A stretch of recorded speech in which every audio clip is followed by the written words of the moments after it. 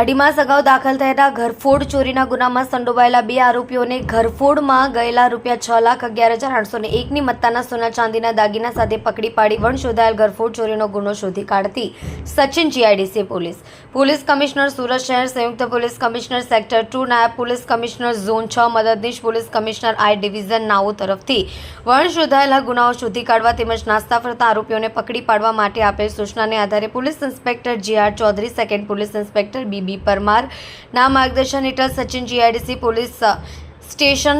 Surveillance સ્ટાફના માણસો police station વિસ્તારમાં પેટ્રોલિંગમાં હતા. તે દરમિયાન એએસઆઈ મોહમ્મદ ઇરશાદ ગુલામ સાદિક,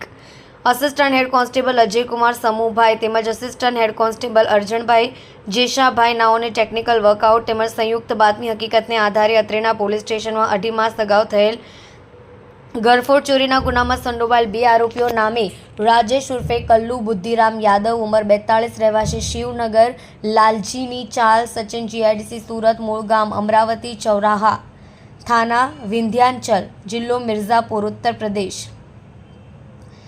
કૈલાશ લાલમની વર્મા, ઉંમર 26, રહેવાસી શિવનગર, લાલજીની ચાલ, સચિન જીઆઈડીસી સુરત, મૂળ ગામ અમરાવતી ચૌરાહા, થાના વિંધ્યાચલ, જિલ્લા મિર્ઝાપુર, ઉત્તર પ્રદેશ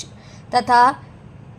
ધમ્હાપુર કેવટાન, થાના વિંધ્યાચલ, જિલ્લા મિર્ઝાપુર, ઉત્તર પ્રદેશ નાઓને ઘરફોડમાં ગયેલ ₹6,11,801ની મત્તાના સોના ચાંદીના દાગીના સાથે વિસ્તાર ઓન શાકભાજી માર્કેટ પાસેથી પકડી પાડી વણ શોધાયેલ ઘરફોડ ચોરીનો ગુનો શોધી કાઢી પ્રશંસનીય કામગીરી કરી છે.